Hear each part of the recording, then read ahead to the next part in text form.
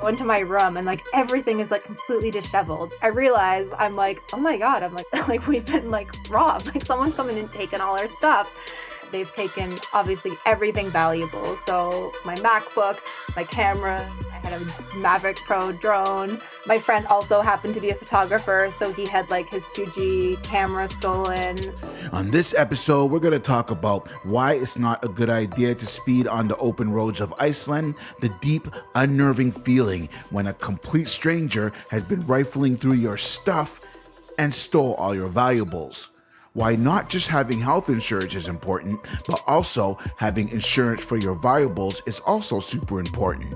As a person who has an entire carry-on just for my camera gear and laptop, this story is like my worst nightmare.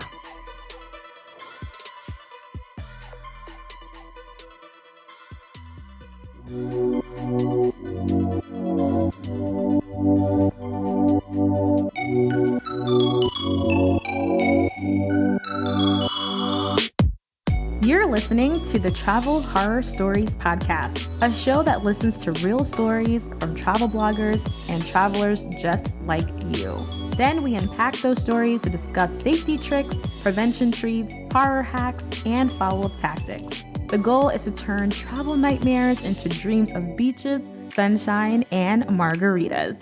And as always, you can head over to travelhorrorstoriespodcast.com for this and all the previous episodes, their show notes, and links to all the other places you enjoy listening to podcasts.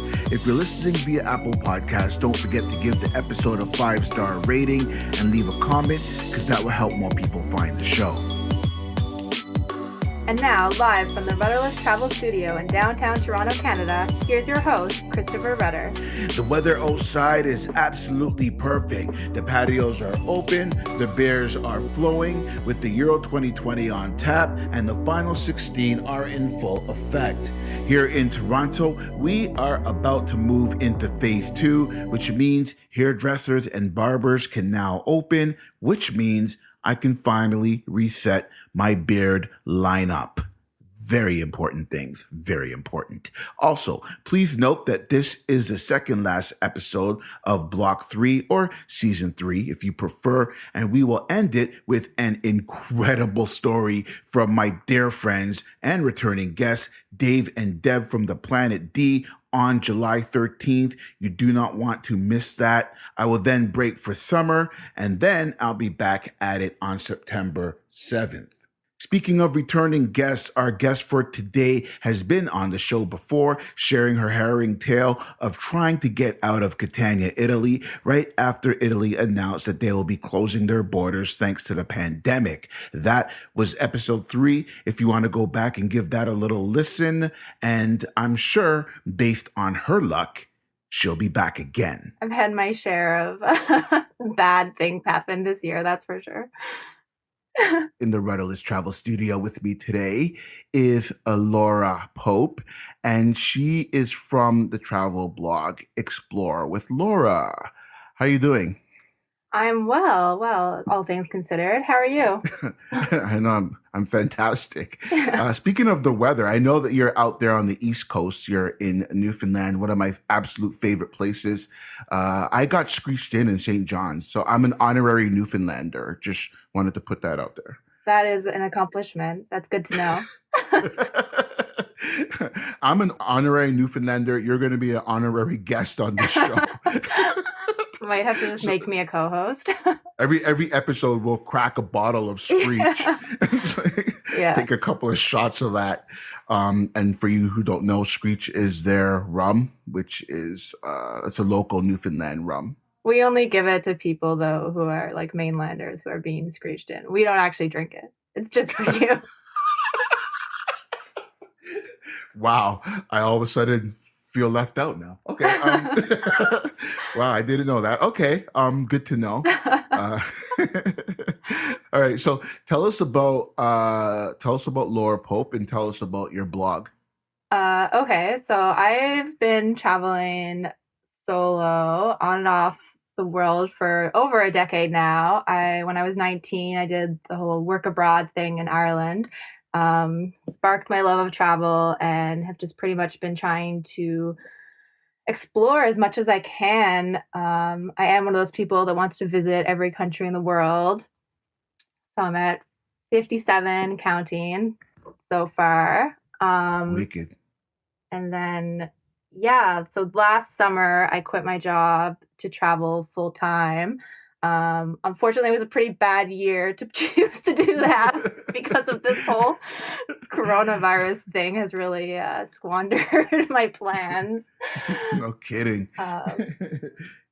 Yeah. But yeah, so I started my blog in 2018. It's called Explore with Lora. And it's about solo adventure travel. So I write about hiking, diving, wildlife encounters, and any other kind of cool outdoor adventures I find in the places that I travel. Wicked. That's awesome. That's fantastic. And so your blog is typically like solo female traveler with adventure. Yeah, exactly. I do. I mean, sometimes I travel with friends, but that doesn't usually go well, as you'll find out from the story that I'm going to share Oh with you. no. So I definitely prefer solo travel. Yeah.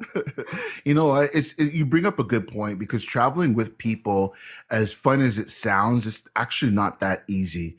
It's actually quite difficult because everyone has different things that they want to see or different Absolutely. agendas. So it really isn't easy. And I actually, it can get lonely, but I actually find that most of the time when I'm traveling by myself, it's actually refreshing in a way because I just get to do what I want and go where I want and wake up what I want and see what I want and not have to. Do you guys want to go here? You want to go here? Oh, you don't want to, but I really want to go there. Okay, and then that whole thing. Yeah, Um, exactly. Plus, you meet so many other people when you're traveling solo. I actually find I meet more people when I'm by myself than I would if I was with a group of friends. Fair enough. Yeah, and I can see that. And do you prefer to stay in hostels or Airbnb? Yeah, like I usually stay in hostels because it is good for meeting people. Although, Yeah. as I have learned in the last year, I am getting a bit tired of hostels, particularly dorm rooms. I think I'm just Uh-huh. getting like a little bit too old for it. So Yeah. I have kind of been moving towards Airbnbs and finding other ways to meet people. Yeah. Then, Yeah, because I know the hostels. I mean, when I first started traveling, obviously I think everyone started in hostels and it was amazing, the best way to meet people. And, in those situations where they'll tell you, oh, you need to go check out this place and you need to check out that place. And it's usually places that aren't in your typical TripAdvisor and things like that. And I found that was awesome and really helpful. But you're right. At some point you do sort of kind of grow out of that. And I think as I started to travel more and get into more videography, I started to bring more of my camera gear and things like yes. that. And I didn't want to leave that stuff lying around. Really, I need something more secure. So now I go with Airbnbs that I don't care if it's like an apartment and there's multiple units, just as long as I have my own room and I can lock it. I'm pretty okay with that. And that's usually good enough for me. I don't need a hotel, just something like the Airbnb is usually fine. Yeah. That's what I thought too, but this story Yeah. might scare you from that. Oh no. All right Yeah. then. Okay, so before we get into the story, let's play a little game. Okay. So we're gonna play three stories, two truths, one lie. You're gonna tell three stories, two of them are gonna be true, one of them is going to be a lie, and I'm going to try my hardest to guess which one is the lie. Okay, sounds good. Okay, I wasn't sure if you wanted all these stories to be bad things, but apparently I've had a lot of. Oh my gosh. All right. Okay, I like it. Okay, go on. So the first one is that I once completely missed a flight in London because I went to the completely wrong airport. Because there's like 5 airports there. The second one is that I was in Brazil for Carnival and got mugged and had my phone stolen. And Man. the third one is that I once, going through airport security at Pearson, completely swapped belongings with another person who had an identical item to me. and didn't realize until I got to my next destination. Oh my gosh. I'm going to go with the Carnival one because for some reason, wait a minute, you do travel a lot to South America. Okay. All right, okay, no, I'm just going to go with Brazil. I'm just going to go with the Brazil story as a lie. Oh, you're right. Oh, wicked! Yeah. You know why? Because I was looking at your blog and for some reason I don't remember seeing Brazil there. So, But you know what? Okay, so why I wanted to use that one is because I actually have been to Brazil for Carnival.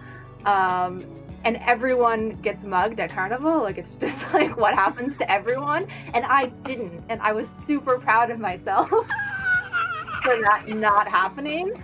So oh my gosh. when I had to come up with the lie, I was like, oh, this will definitely trick him.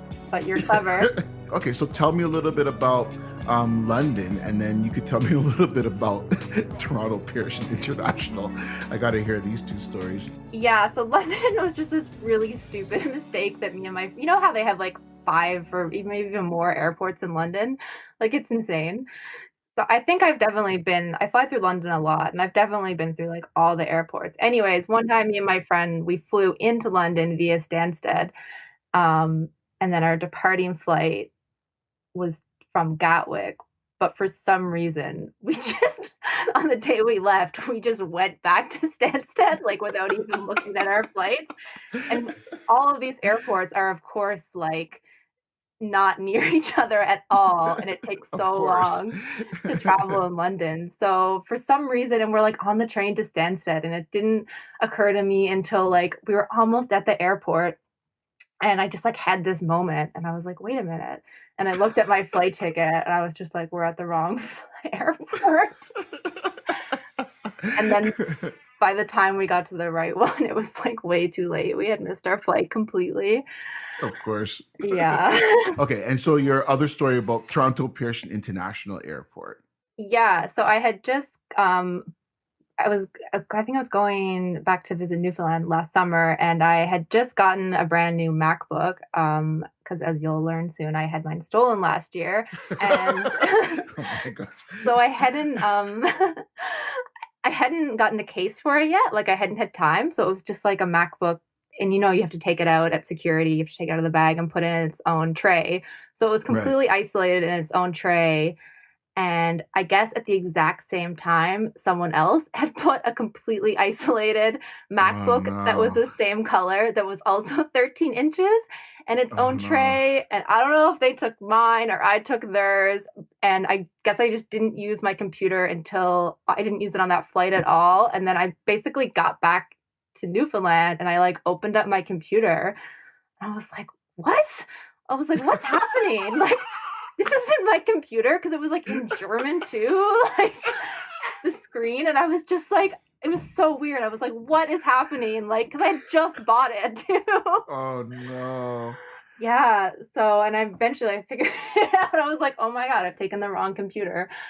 Oh my gosh. So I have to ask, so how did you solve that problem? So I called Pearson, the Lost and Found, and I told them what happened. And they were, at that point, no one had like turned in my computer. But they were very much like, you have to turn this one back in. I'm like, yeah, I know. Like, obviously, I'm flying back in like a week to Toronto. I'll bring it back on my way back. And then I didn't hear anything from them for like a week. So I had basically like given up that this person, for whatever reason, didn't want their computer back, and they were just like going to keep mine. Which I was really sad about, because I had a bunch of stuff on mine, and I figured they would want theirs back. But anyways, after about a week, I finally get a call from Pearson, and they're like, okay, we have your computer. So thankfully I was able to swap them when I went back to Toronto. Oh my gosh. I've never heard a story like that before. That's actually cool. So the person because they're obviously German. So I mean, were they back in Germany? So how does that work? Are they mailing the computer back to Pearson? Like that's just so interesting. I know. I have no idea, because I wasn't in contact at all with the person who had my computer. This was Yeah, just like all exactly. through security. So I don't know, like, maybe they were just like flying somewhere like within Canada, or maybe they had flown back to Toronto. I don't know. But I was Maybe. just really grateful to have gotten Oh it back. my gosh. Wow. Okay. Yeah. Yeah. So if All you right. don't have a case on your computer, be really careful when you're going through security. Oh my gosh. Well, yeah, mine's, I mean, and obviously all the MacBooks are silver, right? So, Yeah. yeah, mine's a 15-inch, so mine's bigger, but still, now I'm gonna be like extra careful with mine now. Usually, what I do is sometimes they'll let you put like maybe one other thing in there. So usually maybe I'll put my passport or something in there with my Mac. Yeah, that's a good So idea. because they don't want no other electronics in there because they want the computer by itself. So usually I'll just throw my passport in there, my boarding pass in that one. So then that way it can go together. So I Yeah. mean maybe I yeah. definitely Okay. like do that now. It's not even something like it's weird. I travel so much and it's not even something that ever like crossed my mind that could happen. Me neither. 'Cause It never crossed my mind until yeah, right now. yeah. With But this. once it happens, you're like, I'm really careful now when I go through security. I think I just have had so many experiences that, I've had my share of bad ones. But I Of could tell course, you of some course. positive things that have happened too. I'm sure you could, but then that wouldn't be what this podcast No. is about. So let's so let's get into your story then.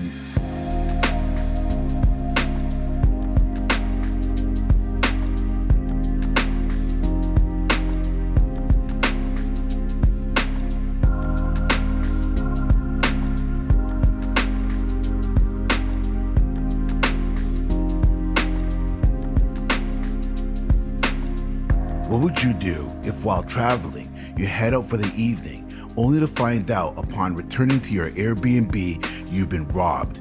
Your stuff is all over the place. Your camera, DSLR, your drone, your laptop, and your car rental are missing. I don't know about you, but as a person who has a carry-on bag just for my electronic gear, this is like one of my worst nightmares. Well, that's what happened to my guests, amongst a few other surprises. So yeah, you're on your way to Iceland, I believe, right? Yeah, so basically last year I had planned this trip to Iceland for my 30th birthday because I was born on the summer solstice on June 21st, Oh, which cool. in Iceland they have pretty much 24 hours of daylight. Oh, And wow. they have this festival there called Secret Solstice, which is like a music festival that goes all weekend. So it's like amazing because it's like at night, but you're like partying under the midnight sun. Oh, And it's like, wicked. yeah, and it's like all different kinds of types of music and people from all over the world. And like, I really just wanted to do something fun for my 30th birthday. So I thought, and I love Iceland, or I loved it. It was like my favorite country. I'd been there before. Um, so yeah, I planned this trip and I got my boyfriend at the time to come with me and my two best friends. And it was supposed to be this like magical week in Iceland. So the first thing that happened is we bought our tickets with WoW Airlines. I don't know if you know them. Yeah, I've heard of them before. Yeah, so they're like they were a discount airline that flew very cheap flights from Toronto to Iceland or from multiple places to Iceland. And I think we got our tickets for like 300 round trip or something. And this was like partly how I had convinced my friends to come because like Wow, people in Toronto like don't have that much spending money if you work in the arts. of course. So it was a hard thing to like even convince them to come. But I did with these cheap tickets. If I'm not mistaken, WoW Air is actually owned by Iceland Air. They are. I think it's their discount version of Iceland Air. Yeah. And I don't think that I think WoW. I think somebody bought WoW back, if I'm not mistaken. Oh, really? I think they went out of business, and I think they actually came back. I think someone bailed them out, but I could be wrong. But anyways, During this period, I think we bought the tickets in like March, and then maybe soon after they went under. right. So we completely lost those tickets to Iceland. So Um, you actually don't get your money back when that happens. so not from them, but thankfully because I had bought my tickets on my Visa card, I had Visa protection. Oh my gosh, you're And so lucky. yeah, so they had refunded. They basically refund it and then they get the money back from WoW on like behalf of everyone because obviously I wasn't the only person that this happened to. Right, of course. So yeah, so we got it back from them and then we decided, you know what, we've planned this trip, like, let's just buy new tickets with Iceland Air, which of course were like double the price, but we're like, whatever, like, let's just do it. So we all bought new set of tickets. Um, and yeah, and then it's like the the week of the event, where we're supposed so basically what happened is I was already traveling in Europe. I was in Ireland and my two friends were gonna meet me in Iceland. And we were gonna do a road trip. And then my um boyfriend was gonna come and meet us just for the weekend because he could Right. only get a certain amount of time off work. So we all had different flight tickets. And so I was in Ireland and I took my flight to Iceland and I get the plane lands in Iceland Right. and I turn on my phone and I get this message and I'm supposed to meet my two friends in the airport like that morning. We're gonna pick up the rental car and I get a message from them being like, Hannah left her passport at home, so we couldn't get on the flight. And I'm just like, you're joking. Like this didn't happen. Like I can't believe this is happening. Oh, So, they oh no. completely missed their flight because she couldn't get on and he didn't wanna leave her. And I thought, because sometimes, like, you miss a flight with an airline, but they'll just, like, put you on the next one for, like, a really low price. Right. For whatever reason, Icelander doesn't have that policy. So, when they missed their first flight to Iceland, they Right. actually canceled their entire ticket. So, they had also lost their return flight. So, even though they Oh. tried to contact them to be like, "Can we just buy a new one-way flight there?" They were like, "No, you've lost, like, your entire credit," which is crazy. Oh my gosh. Wow. I did not know that. Yeah. Okay. So they basically were like, "We can't come because, like, we would have to buy, like, new, like, $2,000 tickets." Oh So my gosh. I was so bummed out, but I didn't know what to do. I had, like, planned this whole road trip for us, booked all these, like, Airbnbs, so I just, like, left to go pick up the car and just, like, set off on this, like, road trip by myself. Oh no. Um, but then later that day, they called me and they were like, "Okay, we decided to just, like, come anyways. Like, we're just gonna, like, pay the money for the tickets." So they had bought new tickets, for the next day.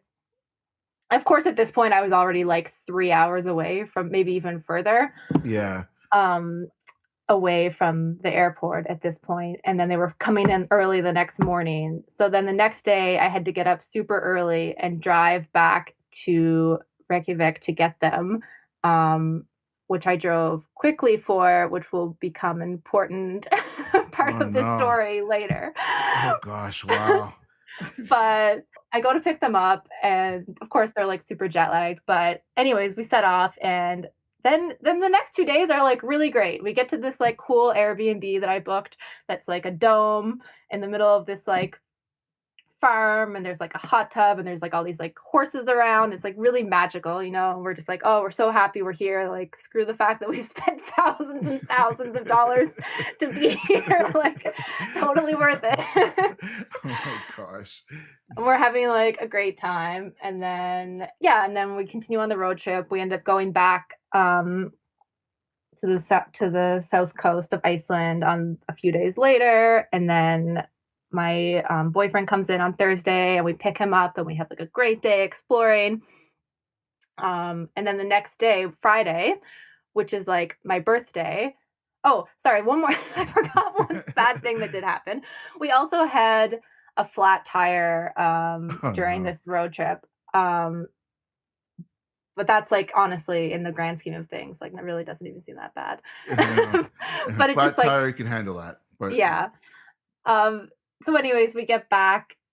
We're all in Reykjavik. We go to this secret solstice festival on Friday night for the night of my birthday. We like go out, have a great time. Obviously got pretty drunk. And then we come back. Oh, and we had rented an Airbnb in Reykjavik that was maybe like a 10-minute walk from the right. festival. Oh, perfect.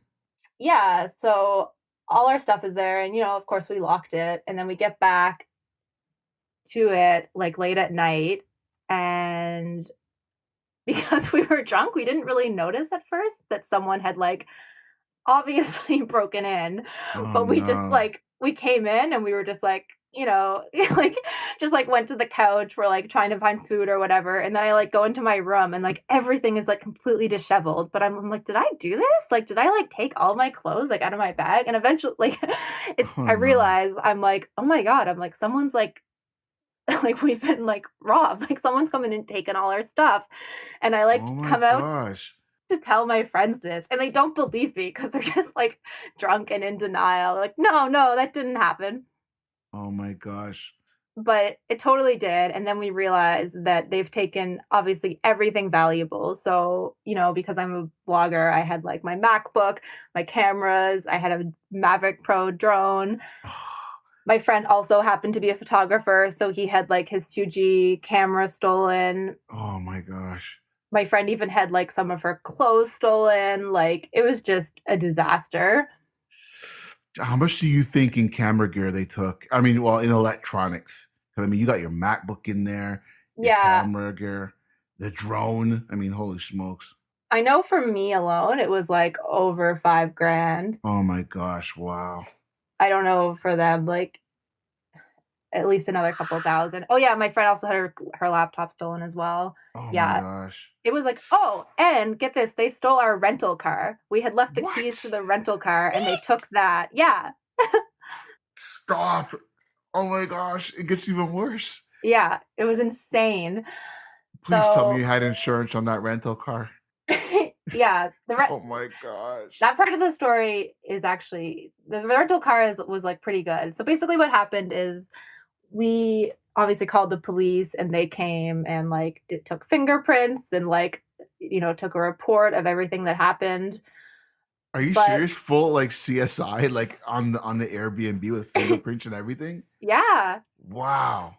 full crime scene investigation because it's like grand theft auto at that point, right? Like, so we were kind of hopeful that they would like find, because they had stolen the rental car, we're like, okay, well they'll probably like find that and that'll like give them clues to where our stuff is. So we were kind of like hopeful, but of course, like at this point, like the trip is pretty much ruined. Like Yeah, no every, kidding. everyone's emotions, are just running like so high. Everyone's having their moments. Like it's just a disaster. Yeah. Oh And my it's gosh. so the next day they found our rental car. It was like basically they had like driven it until there wasn't any gas anymore. So it was like there wasn't that much in the first place. So it was like 100 kilometers away, and they had like smashed out the windows Oh my gosh. and just like left it on the side of the road. So thankfully we rented it through Enterprise, and shout out to them for being amazing. I mean, obviously like it's so crazy because Iceland has literally been ranked the safest country in the world for like 13 years. So like this type of stuff never happens there. Right. So when the whole situation with like the rental car happened, they were like they didn't have a protocol for it. They were like, I don't know. And then I was like, am I gonna be like charged for this rental car? Like, and they're like, I don't think so. And in the end, like they were really amazing about it. And they just like worked with the police and we didn't have to like really worry about that aspect of it. Wow. Um, but yeah, unfortunately the police like never found never found like a trace of like our stuff. Like I still to this day like have no idea what happened. No one was ever like arrested for this crime. This segment is brought to you by GPS My City. Do you love exploring cities on foot at your own pace? Well, GPS My City's mobile apps, available on iOS and Android, feature self-guided city walks and GPS-powered travel articles written by travel bloggers and travel content creators for over 1,000 cities worldwide. Visit the link in the show notes to learn more. All right, let's break this down. I have a couple of questions. I don't know if this is if you'll be able to answer this or not. I don't even know where to start. Okay, so going back, so you got an Airbnb and all you guys had rooms that you were able to lock. So it was like a small apartment in a building, and it was like a 2-bedroom apartment, and the individual rooms weren't locked, but like the apartment itself was locked. Okay. Was it on the ground floor or was it like on the second floor or something? No, I think it was on the 3rd floor of the On the apartment. third floor. Yeah. And that was, like, also really suspicious because, like, none of the other apartments, like, got, um, broken into. It was, like, Uh-huh. just ours. And there was a lock at the front of the apartment as well. So, like, how they got in there is, like, a mystery. So there's two locks. So obviously it's the main lock to get into the apartment because there's other guests there. And then there's a separate lock to get into your specific apartment. So there's Yeah, two locks. exactly. And you're on the third floor.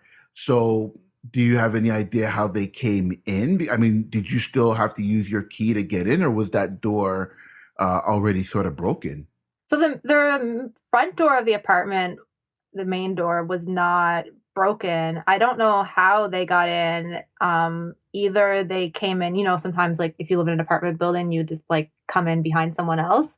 Fair enough. That could have been, like, a thing, or it was, like, I don't know, the whole thing was, like, a little fishy to me. Like, I do wonder if it had something to do with, like, even, like, the Airbnb hosts or, like, someone else in the apartment building. Like, it definitely was weird.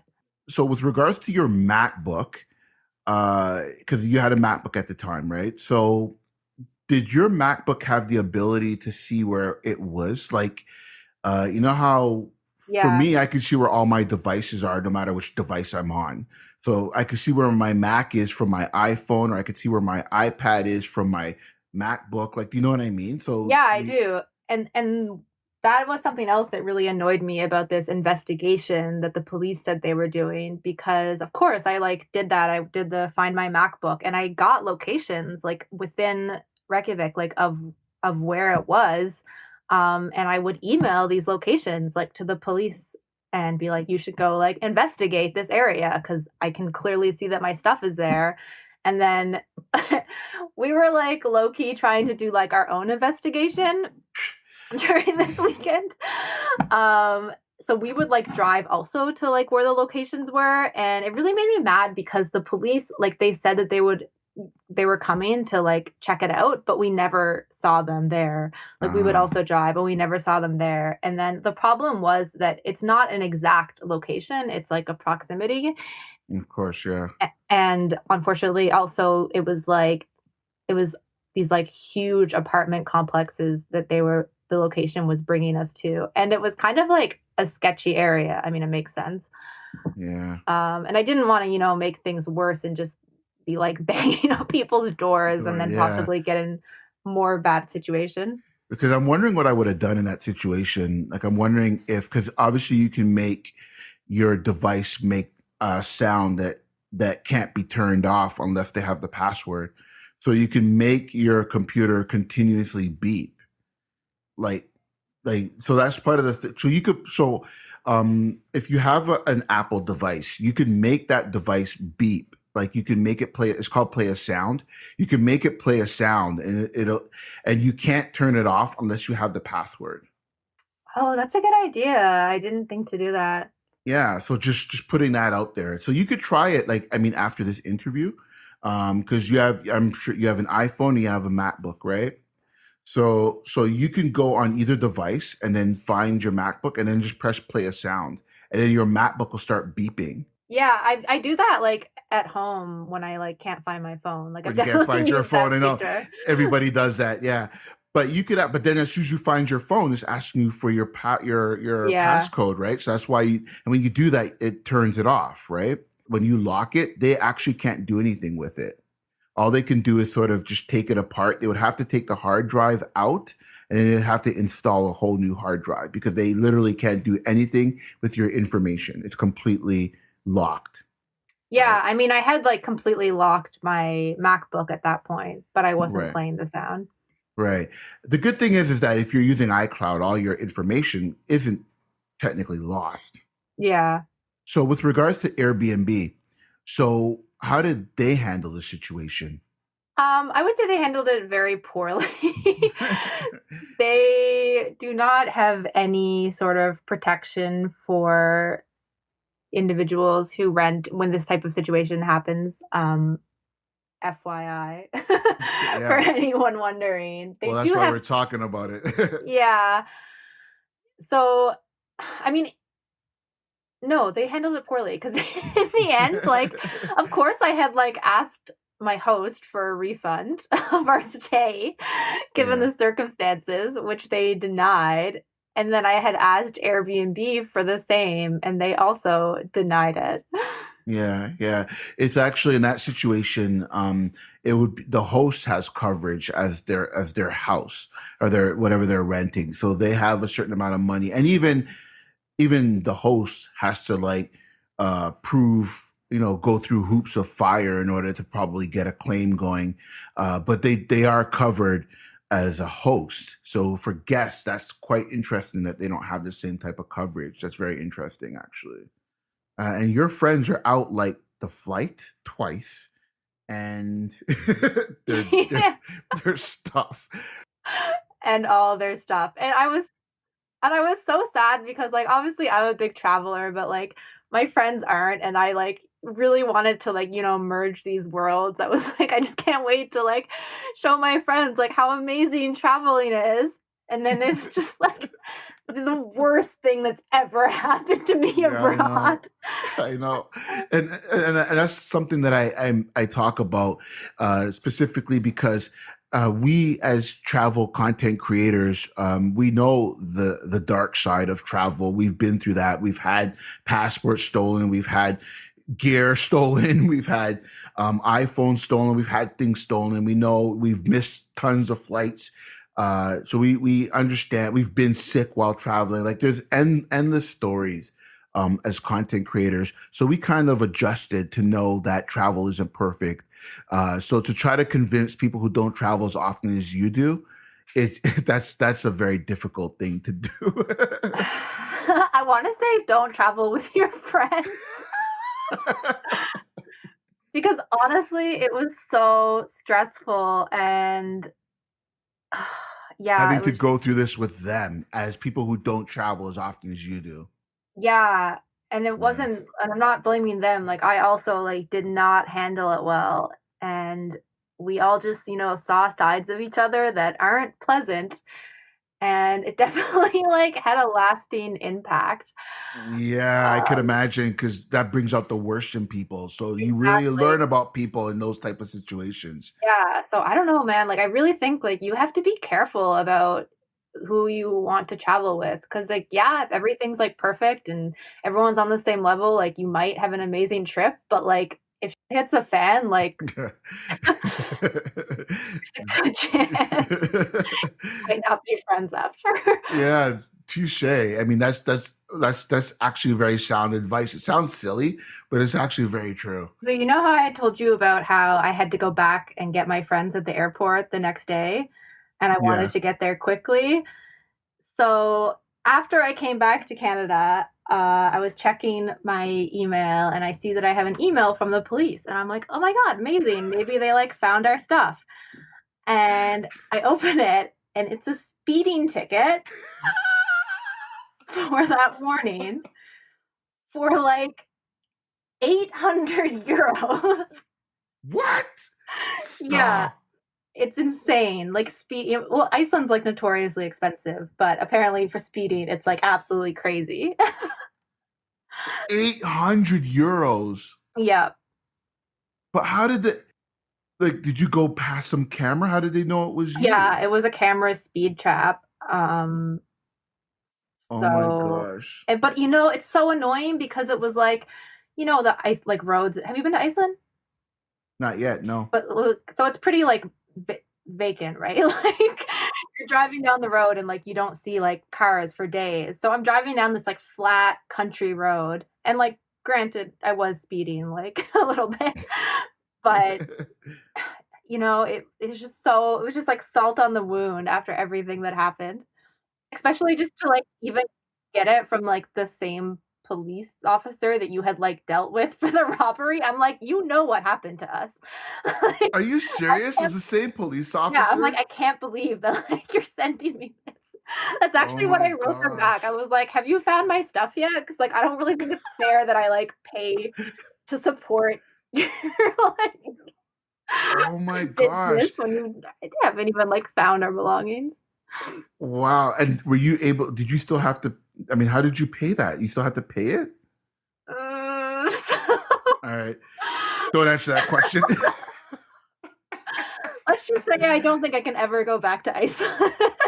Oh my gosh, I don't think you'd ever want to. What did you learn from this? Like, what would you have done differently? Uh, you know, what advice can you give based on this experience? Because this is one of everybody's nightmare. I mean, as soon as you told me that your camera gear went missing, like I immediately started hyperventilating because I have my DSLR, I have my Osmo Pocket, I have my drone, I have my lenses, I have like my MacBook, I have my iPhone. All that stuff is with me when I travel. So I immediately started to hyperventilate when you told me that. That's like my worst possible nightmare. I know. I agree. It literally was like my worst possible nightmare, and then it happened to me. And on top of it, it was my birthday. Like, Oh, damn, I completely forgot about that part of it. I was like, happy birthday to you. It's yeah, like, it was supposed to be like so magical, and then it was just like the worst weekend of my life. so what would you do differently then? So the big thing for me, which I normally always do when I travel, I mean, and I had medical insurance, but I hadn't bought for this particular trip. I hadn't gotten insurance for my personal items. Ah. So I literally just lost like everything. Like I couldn't get anything like reimbursed Oh my at all gosh. because I hadn't gotten like insurance for personal items, which I normally always travel with. But it's like so ironic because we were in Iceland and we had been joking like earlier that week about like how safe Iceland is and like how Yeah. it like wasn't even a concern. Yeah. But It's always the country that you least expect stuff to happen to is where it happens. yeah, like I spent 6 months backpacking through South America, and I was so worried the whole time I was there traveling with all my gear that something was gonna like happen to me. And I had insurance, but I was still like super worried. And then yeah, like nothing happened. It was perfectly fine. And then I go to Iceland and it Yeah, happens. no. You know what? That's how it is. Like that's a very good lesson right there. That never assume that just because it's typically rated as a safe place, that things can't happen there. Things can happen anywhere. Definitely. And always get insurance for all of your stuff. Absolutely. Yeah. Get insurance for it because we've already on this podcast, we've already had some stories about people getting sick and having to stay in hospitals. So again, insurance comes into play there for sure. And definitely get insurance for your actual items. The insurance that I have covers my items and it covers myself. What So insurance yeah, do you use? I'm curious. it's Green Shield. That covers me for any kind of health situation up to $1 million. So if I'm in a hospital, if I get injured, anything like that, like it's covered, I'm covered up to $1 million for me personally. It doesn't cover anything else, flights or nothing like that. My flights, I usually will get cancellation insurance. Another insurance company that I have is called The Personal, and The Personal is it covers my condo insurance. So anything that happens in my condo, I'm covered. But that insurance extends to any of my things that are outside the country. So if something happens while I'm overseas, all the stuff that would be covered, like my computer, my drone, all my tech, electronical equipment, that coverage extends to those items outside of the country. Yeah, that's what I ended up doing after I got back from Iceland because I found out through people that if you have renter's insurance, that it'll cover your items when you're out of the country. Um, Exactly. but I didn't have that before At the time, I mean, at the time. So now I yeah, have it. So now I'm covered, yeah. which It, is it's good. it's an unfortunate and costly lesson, but all it takes is for it to happen once. And now that you're paying the insurance, it'll probably never happen again. Oh, for sure. But you know what? Knock on wood, anything could still happen, right? So it's better you have it now. My iPhone got stolen, and again, it goes along with what you're saying about that false sense of security. Like you went to Iceland as a country and you thought it would be safe. I'm thinking the exact same way. When I was in Paris, I let my guard down and I said, well, look at everybody here. Like it looks like I'm in Toronto because everybody's mixed. Right. Yeah. So I'm like, it looks like I'm back home. And then I'm like, and who's going to rob a big black guy with dreads? Like, you know what I mean? Like complete false security. And the person who robbed me, I believe, was a short little Filipino girl. Really? Because we were on a crowded train and she kept on bumping into me and smiling Oh, at me. And I'm sitting here like, like, running my fingers through my hair, like, well, of course she's bumping into me. I mean, look at me. I'm so, you know what I mean? And meanwhile, she's bumping into me and probably taking my phone out of my pocket and like pawning it off to somebody else. I didn't notice until I got off the train and I reached into my pocket and my phone was gone. what a bad I, feeling. I was so pissed, went to the police station, all that, and the police was like, yeah, you see this stack of paper here? Yeah, these are all iPhones. Oh So my God. I'm like, so what are the chances you getting my phone back? None? Like, yeah, pretty much. Au revoir. And so pretty much that was it. I tried to see if I could find my phone, but they turned it off, right? Yeah, I mean, it was my pockets of my shorts were really deep pockets.